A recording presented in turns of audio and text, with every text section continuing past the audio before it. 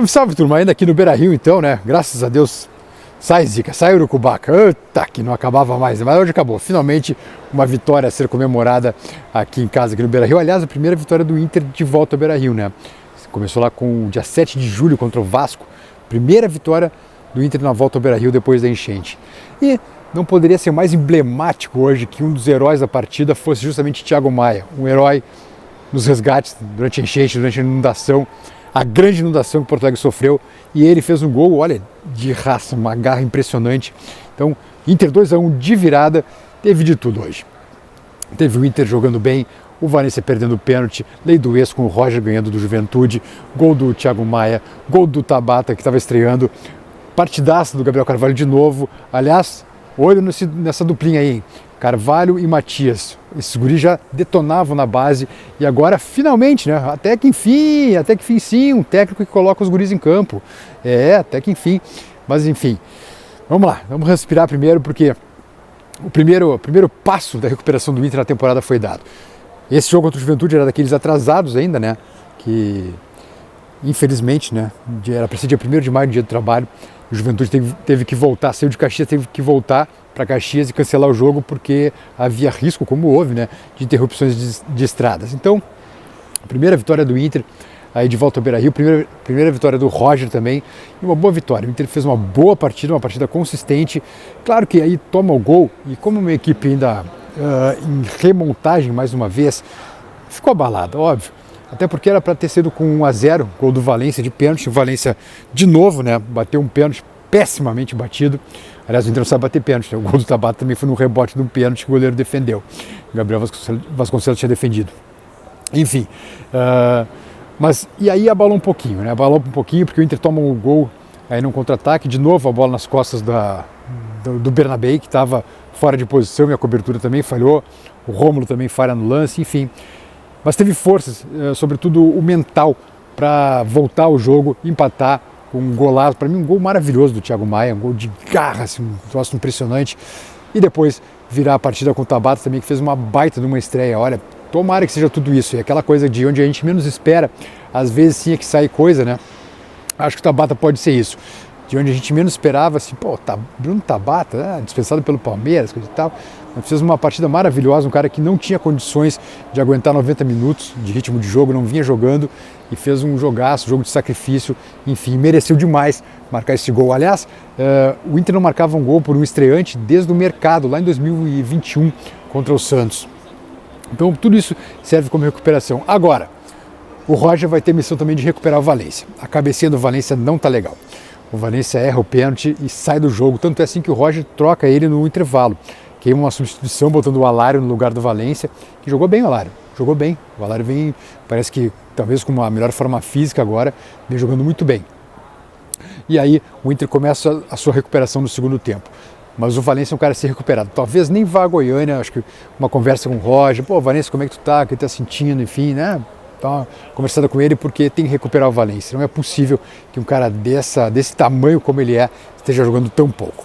Enfim, Valencia à parte, Gabriel Carvalho de novo uma baita numa partida, eu gostei demais. Aliás, de novo na Rádio Grenal elegemos o Gabriel o melhor em campo, apesar da partidaça do Tabata, do Thiago Maia também. Até o Bruno Gomes foi bem de lateral direito.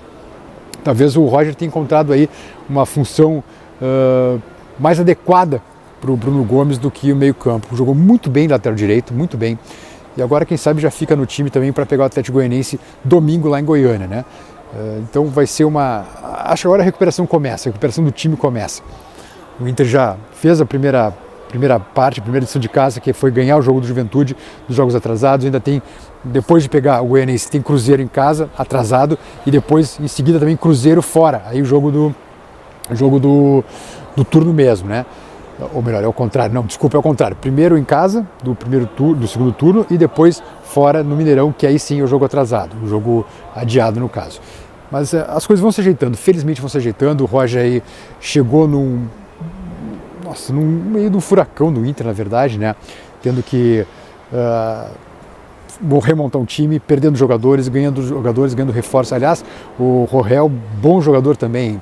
E agora tem a volta do Vitão, e aí vamos ver como é que o Roger arma esse time. Pelo menos vai poder rodar a equipe, né? Vai poder poupar alguns jogadores que estejam eventualmente cansados, né? Para descansar um pouquinho mais. Reloginho na tela, por favor, meu caro Marcelinho Benfica, para o pessoal deixar 5 segundinhos para deixar o like no vídeo e também se inscrever no canal. Amanhã temos live da vitória finalmente. Então, reloginho na tela e a gente já continua aqui falando de Inter. Bora lá.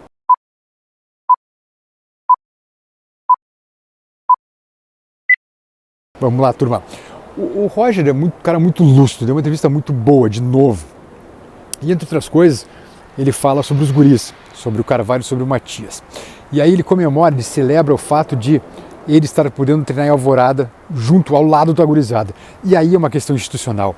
O Inter tem que dar um jeito, mas tem que dar um jeito sim, de qualquer maneira de trazer a gurizada aí, pelo menos o Sub-17, o Sub-20 para cá, para o CT Parque Gigante, onde o Inter deve voltar na semana que vem ou ainda nessa semana. Na semana que vem é mais provável. Por que isso? Porque o Roger celebrou que estando em Alvorada pode ver os guris. Se não tivesse, não ia ter como ver. São 15 quilômetros de distância, é impossível o cara dar um treino aqui no CT Parque Gigante e se deslocar para Alvorada. Tem que trabalhar 24 horas por dia. Então, presidente Barcelos, dê uma bola dentro da sugestão, presidente. Traga a gurizada, faça mais um campo aqui no CT, dá um jeito, dá teus pulos e traz o Sub-17 e o Sub-20 para trabalharem também no CT Parque Gigante, porque aí sim, Matias, Prados e Carvalhos poderão surgir mais rapidamente do que nessa morosidade que o Inter tem conseguido lançar seus guris no time principal. A gente está vendo o resultado. O Gabriel foi super bem, o Matias entrou muito bem também. Olha, o Matias em seguidinha vai ser, se não for o titular, vai ser o reserva imediato do Valência ou do Borré. E o Prado também foi muito bem no jogo. Então, acho que é algo institucional a ser feito. Trazer os guris para cá de qualquer maneira, junto aos profissionais. Tá bom, turminha? Então, celebre a vitória.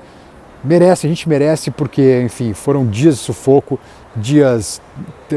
54 dias sem ganhar uma partida sequer, e agora se ganhou, e ganhou com méritos. Tomara que essa vitória siga agora em uma sequência contra o Goianiense e também contra o Cruzeiro 2 vezes. Tá bom, turminha? Beijos, parabéns de virada, é sempre mais gostoso.